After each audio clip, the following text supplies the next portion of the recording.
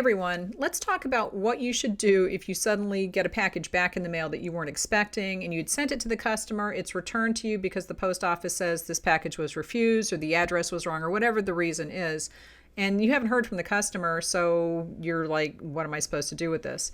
The first thing I would do, and I've just learned this through years of not having time to deal with this kind of nonsense, is to refund the cost of the package minus the original cost of shipping. Now, if you had free shipping on it, just refund the whole thing.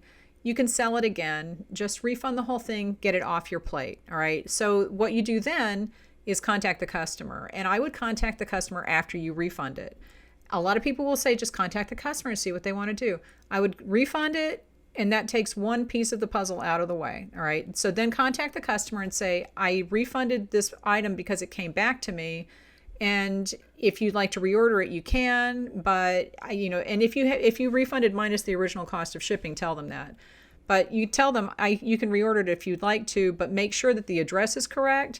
This is what it says on the outside of the package. It says refused, return to sender, or it says no such address, or whatever the message is that the post office wrote on the package. Let them know. And then when they contact you and say, I don't know what's wrong, that's the right address.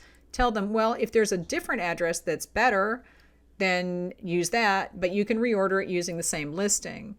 Now, if you don't hear back from the customer, that's fine because you've refunded it already. You have the product. It's not unsellable. You can resell something if the package was returned to you and it wasn't used or whatever.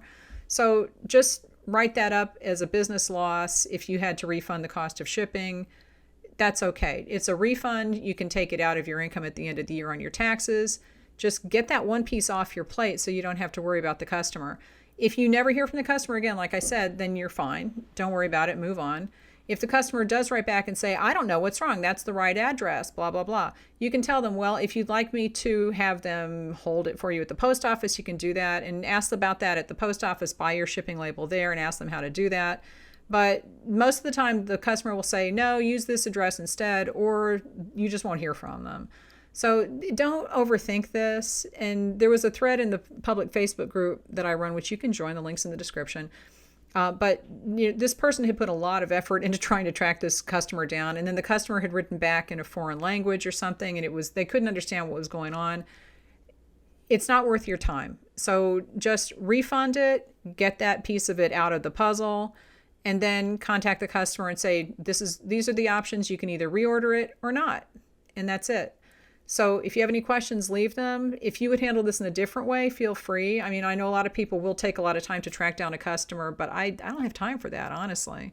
And if they'd like to reorder it, they can. It's not a big deal. Leave me any questions, give this video a thumbs up, and I will talk to you later.